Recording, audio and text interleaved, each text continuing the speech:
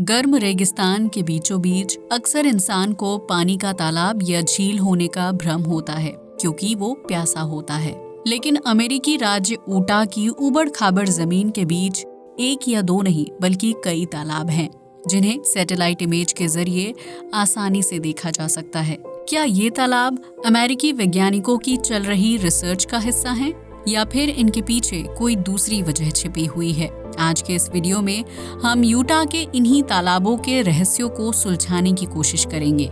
400 एकड़ में फैले रहस्यमयी पूल।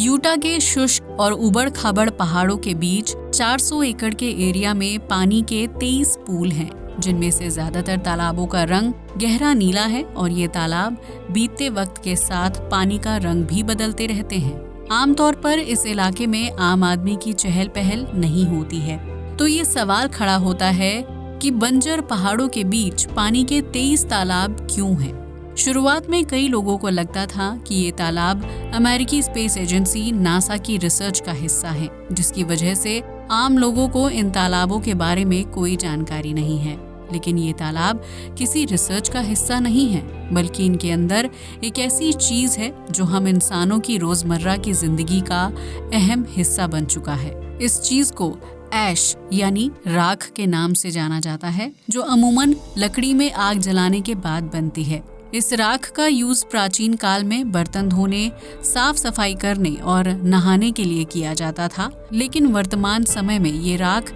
कई तरह की चीजों के प्रोडक्शन में अहम भूमिका निभाती है। दरअसल राख में कई तरह के केमिकल कंपाउंड्स पाए जाते हैं जो हवा और पानी के साथ रिएक्ट करते हैं। शुरुआती दौर में जब ठंड से बचने के लिए आग जलाई जाती थी, तो उसके बुझने के बाद काफी ज्यादा मात्रा में राख बच जाती थी। उस राख को एक बर्तन में इकट्ठा किया जाता था और फिर उसमें पानी भर दिया जाता था, जिसकी वजह से राख में कुछ एलिमेंट्स पानी में घुल जाते थे और उसका रंग बदल देते थे। वहीं जब इस पानी को धूप में रखा जाता था, तो सूरज की गर्मी से पानी भाप बनकर उड़ जाता था, जबकि बर्तन की तलहटी पर शुद्ध राख बच जाती थी।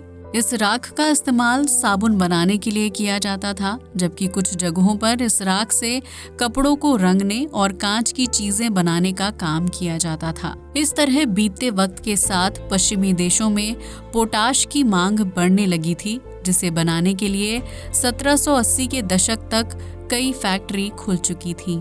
इन फैक्ट्रियों में पेड़ की लकड़ियों को बड़े पैमाने पर जलाया जाता था और फिर उनसे निर्मित होने वाली राख को एक मिट्टी के बर्तन में इकट्ठा करके उसे पानी से भर दिया जाता था। इसके बाद उस बर्तन को धूप में कुछ दिनों के लिए छोड़ देते थे और आखिर में शुद्ध राख यानी ऐश को प्राप्त किया जाता था। इस राख का इस्तेमाल कांच के बर्तन बनाने के लिए किया जाता है, क्योंकि राख की वजह से ग्लास का मेल्टिंग टेम्परेचर कम हो जाता है और उसे मनचाहा डिजाइन या आकार देना इजी होता है। इसी तरह राख में जानवरों की चर्बी से मिलने वाले फैट को मिलाने से उसे साबुन का रूप दिया जाता है। तो जाहिर सी बात है कि पोटाश की मांग बढ़ना तय था। लेकिन इस राख को पाने के लिए बड़े पैमाने पर जंगल काटे जा रहे थे, जिससे प्रकृति को नुकसान पहुंच रहा था और आसपास के एरिया में गर्मी भी बढ़ रही थी। साल 1790 में सैमुअल हॉपकिंस नाम के आविष्कारक ने राख बनाने का एक नया तरीका इजाद किया था, जिसके तहत राख को धूप में नहीं बल्कि भट्टी में सुखाकर तैयार किया जाता था। इस तरीके से कम समय में ज्यादा राख को तैयार किया जा सकता था, लेकिन इससे पेड़ों की कटाई की समस्या हल नहीं हो पाई थी। वहीं दूसरी तरफ पोटाश की मांग और उसे बनाने का काम अमेरिका में जोर शोर से चल रहा था।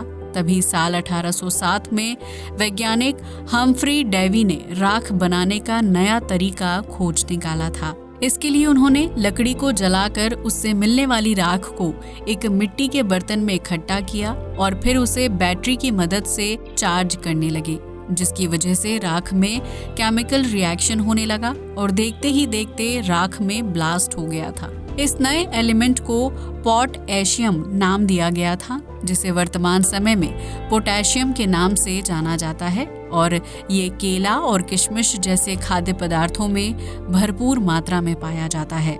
लेकिन अगर शुद्ध पोटेशियम की बात करें तो वो फलों में ज्यादा मात्रा में नहीं पाया जाता है, क्योंकि पोटेशियम बहुत ज्यादा रिएक्टिव तत्व है और वो हवा या पानी के संपर्क में आते ही तुरंत रिएक्ट करता है। यही वजह है कि प्योर पोटेशियम को ब्लास्ट होने से रोकने के लिए उसे तेल में डुबो कर रखा जाता है, ताकि वो हवा में वाटर मॉलिक्यूल्स के साथ रिएक्ट ना करे। इस पोटेशियम और राख का इस्तेमाल करके बैटरी से लेकर ग्लास और गन पाउडर तक कई चीजों का प्रोडक्शन किया जाता है, जबकि ये तत्व फसलों की पैदावार को बढ़ाने और मिट्टी को उपजाऊ बनाने में भी मददगार साबित होते हैं। पोटेशियम और राख की मांग दिन ब दिन बढ़ रही थी और उसे पूरा करने के लिए जंगलों की कटाई भी जोर शोर से हो रही थी।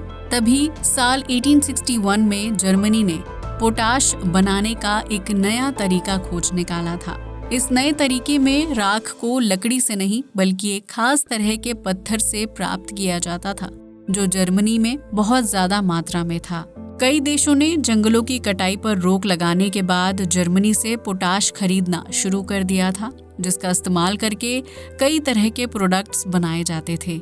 इससे जर्मनी को मुनाफा कमाने में मदद मिल रही थी, जबकि दूसरे यूरोपीय और पश्चिमी देशों का काम भी आसान हो गया था। लेकिन साल 1910 में जर्मनी ने अचानक से पोटाश की प्रोडक्शन और उसकी बिक्री पर रोक लगा दी थी, जिसकी वजह से कई देशों को नुकसान हो रहा था। इस रोक का सबसे ज्यादा असर अमेरिका पर हुआ था, क्योंकि उस वक्त तक अमेरिका के पास पोटाश के कोई घरेलू संसाधन नहीं थे। मौजूदा सरकार ने अमेरिका में पोटाश की खोज करने के लिए फंड इकट्ठा किया और दूर दराज के इलाकों में उस पत्थर की तलाश शुरू की, जिसकी मदद से पोटाश को बनाकर तैयार किया जा सकता था। इसी खोज के दौरान यूटा में मोएब शहर के नजदीक पहाड़ी इलाके में वो पत्थर खोजा गया था, जिसकी मदद से पोटाश तैयार किया जा सकता था। लेकिन यहाँ सबसे बड़ी समस्या ये थी कि वो पत्थर जमीन से लगभग 3500 फीट नीचे थे, जिन्हें हासिल करने के लिए जमीन में खुदाई करने की जरूरत थी। खैर, अमेरिकी सरकार ने इस काम में जरा सी भी देरी नहीं की और उस जगह पर खुदाई करना शुरू कर दिया था, जिसके बाद जमीन के अंदर से मिलने वाले पत्थरों से पोटाश को प्राप्त करके कई चीजों को बनाकर तैयार किया जा रहा था। इस तरह अमेरिका की जरूरत भी पूरी हो रही थी। लेकिन साल 1963 में अमेरिका को एक बार फिर बड़ा झटका लगा। दरअसल जिस जगह पर पत्थरों की खुदाई चल रही थी, वहां पर जमीन से मीथेन गैस का रिसाव होने लगा था।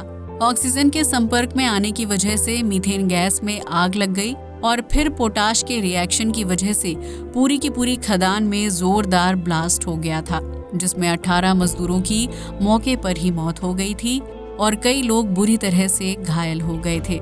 इस हादसे के बाद ये साफ हो गया था कि जमीन में खुदाई करके पत्थरों को बाहर निकालना बिल्कुल भी सुरक्षित नहीं है, क्योंकि जमीन के अंदर मीथेन गैस की सही मात्रा का पता लगा पाना बेहद मुश्किल था। साल 1964 में कनाडा में एक कंपनी ने जमीन के अंदर पत्थरों से पोटाश बाहर निकालने का एक नया तरीका खोज निकाला था, जिसके तहत कंपनी ने मशीनों के जरिए जमीन के अंदर 2 सुरंगों की खुदाई की थी। इसमें से एक सुरंग के जरिए प्रेशर वाटर को जमीन के अंदर भेजा जाता था, जो पत्थरों से टकराता था और फिर दूसरी सुरंग से बाहर निकल आता था। इस जमीन से बाहर निकलने वाले पानी में पोटाश की बहुत ज्यादा मात्रा होती थी, जिसे जमीन के ऊपर बनाए गए तालाबों में इकट्ठा किया जाने लगा था।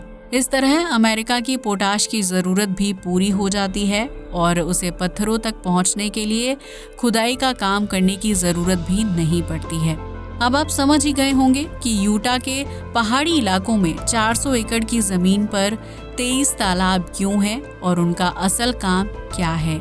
इनमें से ज्यादातर तालाबों में पानी का रंग नीला है, जो प्राकृतिक नहीं है, बल्कि उस पानी में कॉपर सल्फेट मिलाया जाता है। इस केमिकल की वजह से तालाब के पानी में बैक्टीरिया नहीं पनपते हैं, जबकि नीला रंग सूर्य की रोशनी को ज्यादा आकर्षित करता था। इसकी वजह से भाप बनने की प्रक्रिया तेज हो जाती है और तालाब का पानी जल्दी उड़ जाता है, जिसके बाद तालाब की सतह पर शुद्ध राख इकट्ठा हो जाती है। इसके बाद मजदूर तालाब की सतह से शुद्ध राख को जमा करते हैं और उसे ट्रक में लोड करके फैक्ट्री तक ले जाया जाता है, जहां राख का यूज करके साबुन, गन पाउडर और ग्लास की कई चीजों को बनाकर तैयार किया जाता है। यूटा में इन 23 तालाबों का रंग एक दूसरे से अलग है, जो पानी के भाप बनने की प्रक्रिया से ताल्लुक रखता है। जब तालाब में ताज़ा पानी इकट्ठा होता है तो उसका रंग नीला होता है। वहीं जैसे जैसे सूर्य की गर्मी से पानी भाप बनकर उड़ने लगता है तो उसका रंग पहले हरा और फिर बाद में पीला हो जाता है। इस प्रक्रिया के दौरान तालाब में इकट्ठा पानी को भाप बनकर उड़ने में लगभग 6 से 8 महीने का समय लगता है, जिसके बाद तालाब की तलहटी पर सफेद रंग की पोटाश इकट्ठा हो जाती है। वर्तमान समय में इन तालाबों की मदद से अमेरिका इतना ज्यादा पोटाश प्राप्त कर लेता है कि उसे जर्मनी या किसी दूसरे देश से पोटाश खरीदने की जरूरत ही नहीं पड़ती है। वहीं अगर आंकड़ों की माने तो अमेरिका को भविष्य में भी किसी दूसरे देश से पोटाश खरीदने की जरूरत नहीं पड़ेगी, क्योंकि यूटा की जमीन के नीचे लगभग 2 बिलियन टन पोटाश है, जबकि 1 टन पोटाश की कीमत 645 अमेरिकी डॉलर है। यही वजह है कि अमेरिका के लिए यूटा एक बहुत ही अहम राज्य है, जिसे वो किसी भी कीमत में अपने हाथों से नहीं जाने दे सकता है। अब तो आप समझ ही गए होंगे कि अमेरिका के यूटा राज्य में 23 तालाबों का रहस्य क्या है और उनका रंग बदलता क्यों रहता है। अगर आपको ये वीडियो अच्छा लगा हो तो इसे लाइक और शेयर करना बिल्कुल ना भूलें। जय हिंद दोस्तों।